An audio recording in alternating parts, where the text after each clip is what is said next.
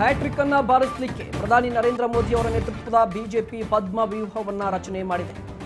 ಮತ್ತೊಂದು ಕಡೆ ಕೈ ಸಾರಥಿಯ ಕೋಟೆಯಲ್ಲಿ ನಾಳೆ ನಮೋ ನಾದ ಮೊಳಗಲಿದೆ.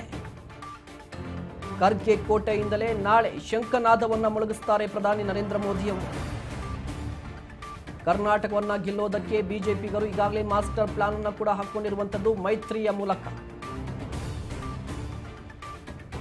2024ರ ಲೋಕಸಭಾ ಚುನಾವಣೆಗೆ ನಾಳೆಯೇ ಅಧಿಕೃತ ಮುಹೂರ್ತ ಕೂಡ ಫಿಕ್ಸ್ ಆಗುತ್ತೆ. ಇದರ ನಡುವೆ ರಾಜ್ಯದಲ್ಲೂ ಕೂಡ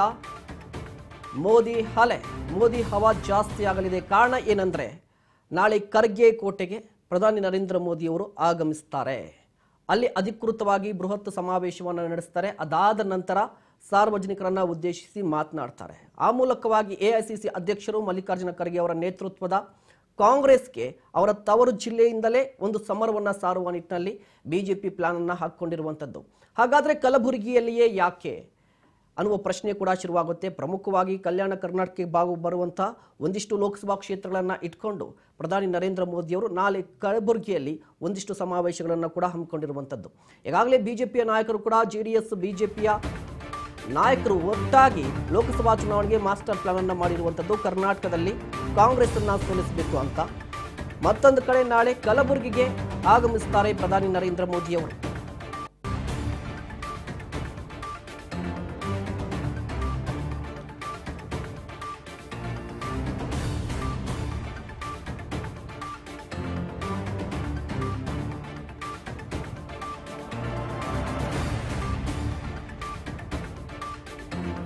ಅಭ್ಯರ್ಥಿಗಳ ಹೆಸರು ಫೈನಲ್ ಆಗಿದೆ. 20 ಲೋಕಸಭಾ ಕ್ಷೇತ್ರಗಳಿಗೆ ಕಾಂಗ್ರೆಸ್ ಕರ್ನಾಟಕದಲ್ಲಿ.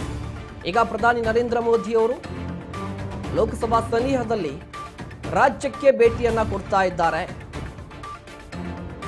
ಖರ್ಗೆ ಕೋಟೆಯಲ್ಲಿ ಅಂದ್ರೆ ಕಲಬುರಗಿಯಲ್ಲಿ ಬೃಹತ್ ಕಾರ್ಯಕ್ರಮವನ್ನು ಹಮ್ಮಿಕೊಳ್ಳಲಾಗಿದೆ ಮೈತ್ರಿ ಪಕ್ಷಗಳಿಂದ.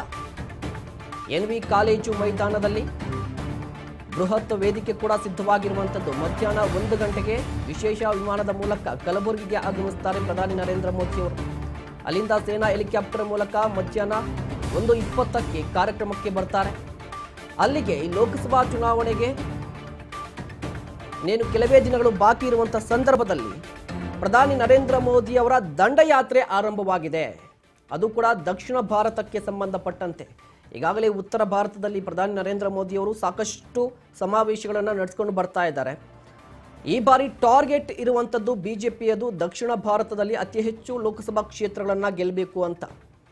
ಕಳೆದ ಬಾರಿಯ ರಿಸಲ್ಟ್ 2019ರ ಲೋಕಸಭಾ ಚುನಾವಣೆಯ ರಿಸಲ್ಟ್ ಅನ್ನು ನೋಡಿದ್ರೆ ದಕ್ಷಿಣ ಭಾರತದ 130 ಲೋಕಸಭಾ ಕ್ಷೇತ್ರಗಳ ಪೈಕಿ 28ರಲ್ಲಿ ಬಿಜೆಪಿ ಗೆಲುವನ್ನ ಸಾಧಿಸಿತ್ತು.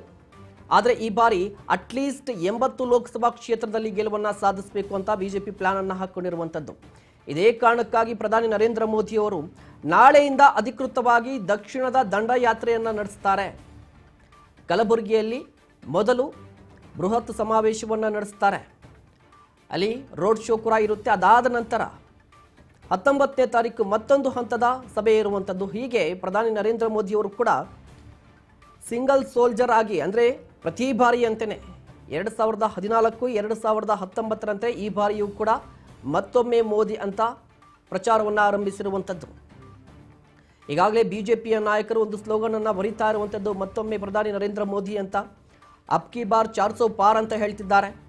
ಏಕ್ ಬಾರ್ ಫಿರ್ಸೆ ಮೋದಿ ಸರ್ಕಾರ ಅಂತ ಪ್ರಚಾರವನ್ನು ಮಾಡ್ತಾ ಇದ್ದಾರೆ. ದೇಶದಾದ್ಯಂತ ಎಲ್ಲವೂ ಕೂಡ ಮೋದಿ ಮಯವಾಗ್ತಾ ಇರುವಂಥದ್ದು. ಲೋಕಸಭಾ ಚುನಾವಣೆ ಹತ್ತಿರ ಬರ್ತಾ ಇದೆ ಅಂದರೆ ಮೋದಿಯವರ ಹವಾ ಜಾಸ್ತಿ ಆಗುತ್ತೆ. ಅದೇ ರೀತಿಯಾಗಿ ನಾಳೆ ಕಲಬುರಗಿಯಲ್ಲಿ ಪ್ರಧಾನಿ ನರೇಂದ್ರ ಮೋದಿಯವರು ಬೃಹತ್ ಕಾರ್ಯಕ್ರಮವನ್ನು ಕೂಡ ಹಮ್ಮಿಕೊಂಡಿರುವಂಥದ್ದು. ಈಗಾಗಲೇ ಎಲ್ಲ ರೀತಿಯ ಸಿದ್ಧತೆ ಕೂಡ ಆರಂಭವಾಗಿರುವಂಥದ್ದು.